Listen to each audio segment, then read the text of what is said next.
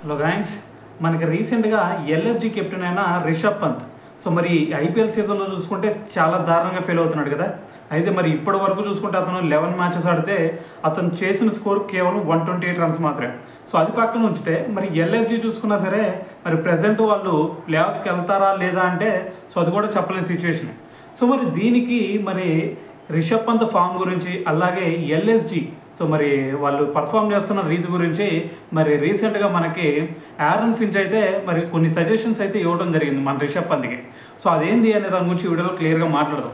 అయితే ఫస్ట్ ఇక్కడ ఫించ్ చెప్తుంది ఏంటంటే మరి రిషబ్ పంత్ సో నీ ఫామ్ సరిగ్గా లేదు, దాని తర్వాత మీ టీం చూసుకున్నా సరే సరిగ్గా నడిపించలేకపోతున్నావు.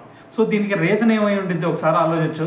సో దీనికి రీజన్ ఏంటి అంటే నువ్వు ఎక్కడో వికెట్లు అనమాలను ఉంచుంటున్నావు, దాని తర్వాత బౌలర్ వచ్చేసరికి ఇక్కడ బౌలింగ్ మరి ఈ ఎండ్లో నుంచి వేస్తాడు.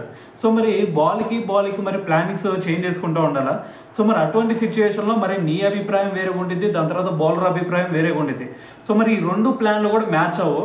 సో అలా కాకుండా నువ్వు ఆ వికెట్ కీపర్గా తీసేసి నికోలస్ పూరన్కి ఆ వికెట్ కీపింగ్ ఇచ్చేయి.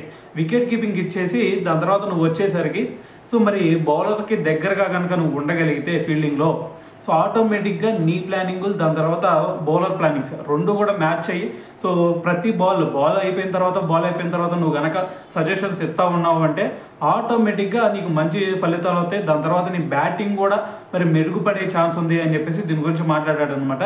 అయినా ఇది చూస్తే మరి అంత కంఫర్టబుల్గా అయితే నాకు అనిపించట్లేదు. ఎందుకంటే మనకి వికెట్ కీపింగ్ మనకి మ్యాచ్ మొత్తం కూడా అర్థం అవ్వాలి అంటే ఏ ఫీల్డర్ని ఎక్కడ పెట్టాలి, ఇప్పుడు ఏ బాల్ వేయాలి అనే దాని గురించి కనుక మరి ఒక ఐడియా రావాలంటే ఖచ్చితంగా వికెట్ కీపింగ్ వెనకమాల నుంచి ఉంటేనే మనకి మ్యాచ్ సినారో మొత్తం కూడా క్లియర్గా అర్థమవుతాయి. సో మనం చూసుకుంటే మనకి ధోని సినారో కూడా మీరు అందరూ చూసుంటారు.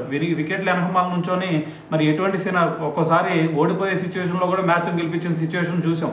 సో మరి దాని తర్వాత ఫీల్డింగ్ పొజిషన్స్ కూడా మరి అప్పటికప్పుడు ఫీల్డర్స్ని పక్కకు జరిపి దాని తర్వాత అక్కడ అదే ప్లేస్లో బాల్ వేయించి దాని తర్వాత అదే ఫీల్డర్కి క్యాచ్లు ఇప్పించిన సందర్భాలు కూడా చాలా ఉన్నాయి.